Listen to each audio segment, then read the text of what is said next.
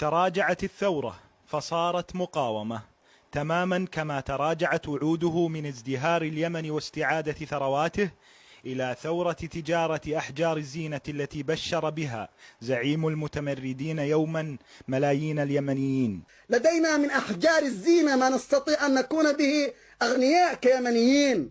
كل ذلك والمعركة لم تبدأ بعد، قالها واليمن ينتفض، قالها والمحافظات تتظاهر، ورددها وعاصفة الحزم تدك معاقله، وكررها والجو تحت إمرة التحالف، وأعادها وعدن تتحرر، ويقولها الآن والمحافظات تتبع عدنا واحدة تلو الأخرى.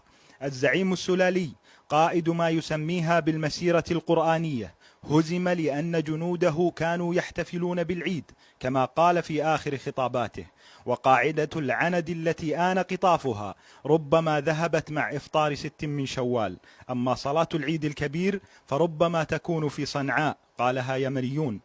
الحوثي الذي قال يوما إنه درب أتباعه على الموت، وهي من عجيب المصطلحات، نسي أن يدربهم على الحياة، تماما كما درب اليمنيون أنفسهم إذ يقاومونه على أن في التحرر مستقبل وفي الحرب حياة، بل إنهم لا يرون في قناص حوثي أكثر من فاصل للضحك وسط الرصاص.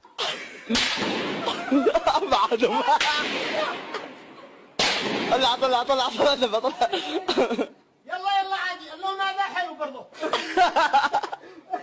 وحتى تنتهي الخيارات الاستراتيجية التي فهمها البعض خطأ، مات آلاف اليمنيين لأن أصحاب الكهف وثالثهم صاحب الشعار العابر للقارات لا يعرف جغرافيا الدول، تماما كما لا يعرف تاريخ هزائم فارس في اليمن.